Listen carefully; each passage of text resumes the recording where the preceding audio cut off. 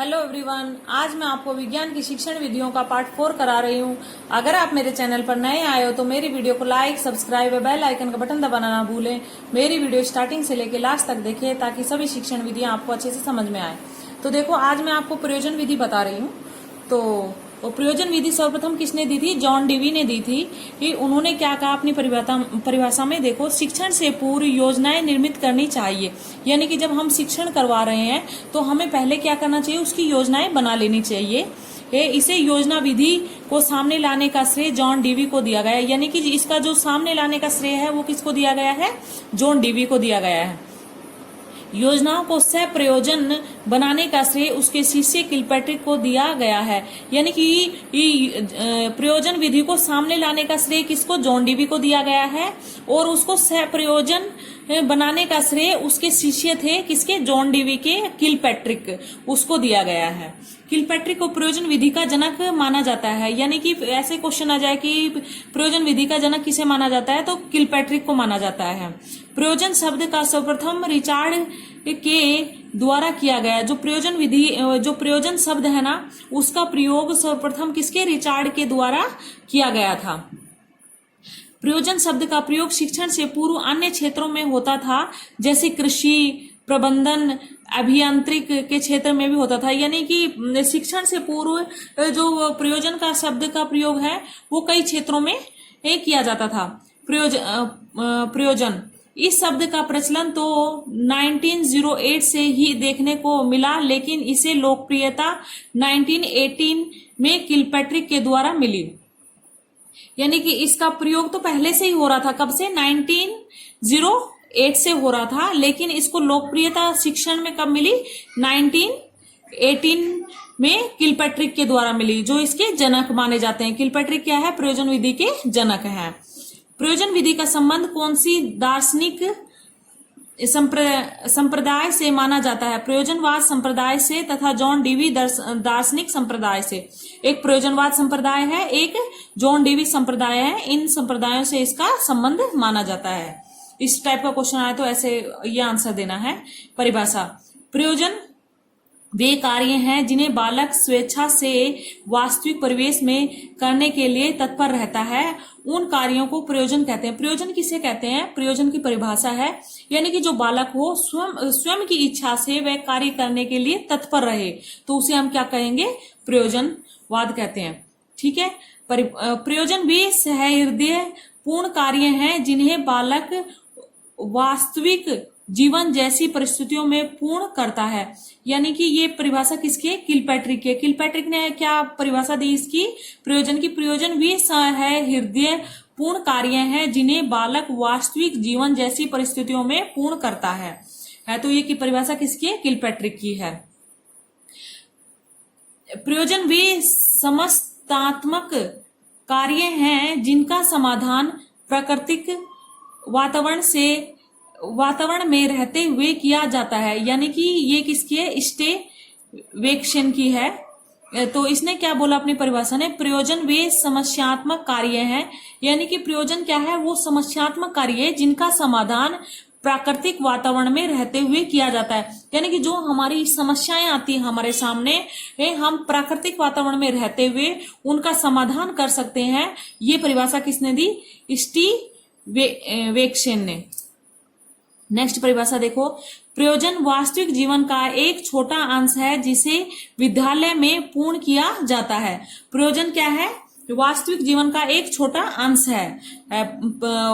एक हमारा जो जीवन है ना, उसका एक छोटा सा अंश बताया है जिसे विद्यालय में पूर्ण किया जाता है। ये परिभाषा किसने दी? बेलार्ड ने दी। बेलार्ड ने क्या कहा? कि प्रयोजन है जो हमारा वास्तविक जीवन का एक छोटा सा अंश है जिसे विद्यालय में पूर्ण किया जाता है। अभी कुछ क्वेश्चंस हैं, वो क्वेश्चंस देखो। उच्च प्राथमिक स्तर के लिए विज्ञान का अधिगम क्षेत्र है। ऑप्शंस देखो। परिवेश के सजीव जगत, पदार्थ एवं ऊर्जा, प्राकृतिक पर्यावरण एवं उसके संरक्षण के प्रति जागरूकता, उपरोक्त सभी। तो क्या आएगा इसमें? उपरोक्त सभी इसका क्या होगा? आंसर होगा। नेक्स्ट क्वेश्चन देखो। नेक्स्ट क्वेश्चन है प्रयोजन एवं समस्या प्रधान कार्य है जो अपनी स्वाभाविक परिस्थितियों के अंतर्गत पूर्णता को प्राप्त करता है। यह परिभाषा किसने दी? स्पेंसर ने, किलपैट्रिक ने, स्टीवेशन ने, ड्यूवी ने। तो ये परिभाषा किसने दी? स्टीवेशन ने। स्टीवेशन ने क्या कहा? प्रयोजन एवं समस्या प्रधान कार्य। प्रयोजन क्या है? एक समस्या प्रधान कार्य है। उसने क्या कहा इस परिभाषा में? इस परिभाषा में उसने कहा कि यह एक समस्या प्रधान कार्य है जो अपनी स्वाभाविक परिस्थितियों के अंतर्गत, यानी कि जो उनकी स्वाभाविक परिस्थितियां होती हैं उनके अंतर्गत पूर्णता को प्राप्त करता है। उनके अंतर्गत क्या करता है? वो पूर्णता को प्राप्त करता है। यह परिभाषा स्टीवेशन ने दी। ठीक है। नेक्स्ट क्वेश्चन नंबर 3 देखो। जब कभी हम छात्रों के समक्ष बहुत से तथ्य, उदाहरण या वस्तुएं प्रस्तुत करते हैं और फिर उनसे अपने स्वयं निष्कर्ष निकालने का प्रयास करते हैं, तब हम शिक्षण की विधि का प्रयोजन करते हैं। तो हम किस शिक्षण विधि का प्रयोग करते हैं? हुरिस्ट, सूचना, नंबर 3 आगमन, 4th ऑप्शन है संश्लेषण। तो इस किसका? आगमन विधि का प्रयोग करते हैं। नेक्स्ट क्वेश्चन देखो, क्वेश्चन नंबर 4। विज्ञान शिक्षण की अभिक्रमित अनुदेशन विधि के जन्मदाता हैं। जो अभिक्रमित अनुदेशन विधि है ना, उसके जन्मदाता कौन है? Skinner, Prometric, Dewey, Bernard. तो इसका क्या है आंसर? सही आंसर क्या है? फर्स्ट ऑप्शन है स्किनर। क्वेश्चन नंबर 5 देखो। निम्नलिखित में से प्रोजेक्ट विधि के कार्यपद नहीं है। तो नंबर 1 ऑप्शन है परिस्थितियों का प्रस्तुतिकरण, नंबर 2 ऑप्शन है योजनाओं का चुनाव, नंबर 3 ऑप्शन है रूपरेखा का निर्माण, नंबर 4 ऑप्शन है सामान्यकरण करना। तो क्या है इसमें? सामान्यकरण करना। क्वेश्चन नंबर 6 देखो। यह शिक्षण विधि जिसमें सीखने योग्य विषय वस्तु को छोटे छोटे पदों के रूप में इस प्रकार अभिक्रमित किया जाता है कि छात्र स्व प्रयत्न और स्वगति से सक्रिय रहकर निरंतर ज्ञात से अज्ञात की ओर अग्रसर होता है। तो ये क्या है? कौन सी है? नंबर 1 ऑप्शन है अन्वेषण विधि, 2nd ऑप्शन है अभिक्रमित अनुदेशन विधि, 3 ऑप्शन है योजना विधि, 4th ऑप्शन है पुस्तकालय विधि। तो इसका क्या आएगा? अभिक्रमित अनुदेशन विधि। क्वेश्चन नंबर 7 देखिए। प्रयोगशाला विधि के संदर्भ में असत्य कथन है, यानी प्रयोगशाला विधि के संदर्भ में इसमें से असत्य कथन कौन सा है? तो नंबर 1 ऑप्शन है बालक में सहानुभूति व सहयोग की भावना विकसित नहीं होती है, छात्र नवीन व वैज्ञानिक ज्ञान का प्राप्त नहीं करता है। नंबर 3 ऑप्शन है बालक नियम व तथ्यों व सिद्धांतों की स्वयं जांच नहीं करता है। 4 ऑप्शन है उपरोक्त सभी। तो इसका आंसर क्या होगा? उपरोक्त सभी। क्वेश्चन नंबर 8 देखिए। अन्वेषण प्रणाली का एक प्रमुख दोष है, क्या है? फर्स्ट ऑप्शन है गृह कार्य बहुत दिया जाता है, 2nd ऑप्शन है व्यवहारिक रूप से अत्यधिक खर्चीली है, 3rd ऑप्शन है छात्रों में वैज्ञानिक जिज्ञासा पैदा नहीं करती है, 4th ऑप्शन है अवैज्ञानिक तथा अव्यवहारिक है। तो इसका सही राइट आंसर क्या हो जाएगा? व्यवहारिक रूप से अत्यधिक खर्चीली है, 2nd ऑप्शन हो जाएगा। नेक्स्ट देखो, क्वेश्चन नंबर 9 है। निम्नलिखित में से विज्ञान शिक्षण की अमनोवैज्ञानिक विधि है। ठीक है। तो ऑप्शन है अन्वेषण विधि, 2nd ऑप्शन है व्याख्यान विधि, 3rd ऑप्शन है प्रयोगशाला विधि, 4th ऑप्शन है प्रोजेक्ट विधि। तो इसका राइट आंसर हो जाएगा व्याख्यान विधि। व्याख्यान विधि है वो जो क्या है? हमारी अमनोवैज्ञानिक विधि है। क्वेश्चन नंबर 10 देखिए। निम्नलिखित में से किस विधि में छात्र काम करके सीखता है? तो ऐसी कौन सी विधि है जिसमें बालक क्या है कि स्वयं करके सीखता है? पाठ्य पुस्तक विधि, व्याख्यान विधि, व्याख्या प्रदर्शन विधि, अन्वेषण विधि। तो इसका राइट आंसर क्या हो जाएगा? अन्वेषण विधि। अन्वेषण विधि में ही क्या है कि बालक खुद करके और तब सीखता है। अभी कुछ नोट पॉइंट्स हैं वो देखो।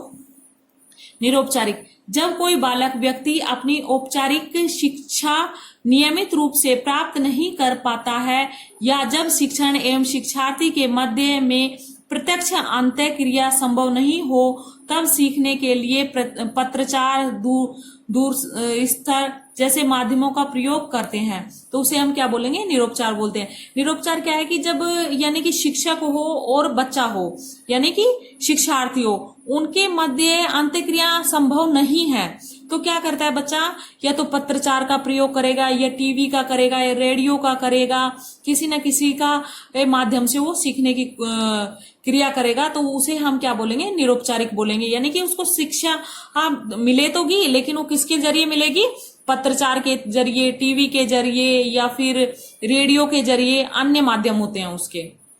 नेक्स्ट नोट पॉइंट देखिए, शिक्षण एक उद्देश्यपूर्ण प्रक्रिया है जिसके द्वारा शिक्षा के उद्देश्यों की प्राप्ति होती है। इसलिए प्रभावी शिक्षण के लिए ये अधिगम का प्रभावी होना आवश्यक है, लेकिन अधिगम केवल शिक्षण से होता है, ये असत्य है। अधिगम क्या है, एक शिक्षण से ही नहीं होता, अधिगम किसी भी चीज से हो सकता है। अधिगम का मतलब होता है कि सीखना। तो क्या बोल रहा है ये, शिक्षण एक उद्देश्यपूर्ण प्रक्रिया है, कि शिक्षण हम जब कराते हैं कि हमारा एक उद्देश्यपूर्ण प्रक्रिया है जिसके द्वारा शिक्षा के उद्देश्यों की प्राप्ति होती है, यानी कि हम शिक्षा प्राप्त करते हैं। इसलिए प्रभावी शिक्षण के लिए अधिगम का प्रभावी होना आवश्यक है, यानी कि शिक्षण को प्रभावी बनाने के लिए अधिगम का प्रभावी होना अत्यधिक आवश्यक है।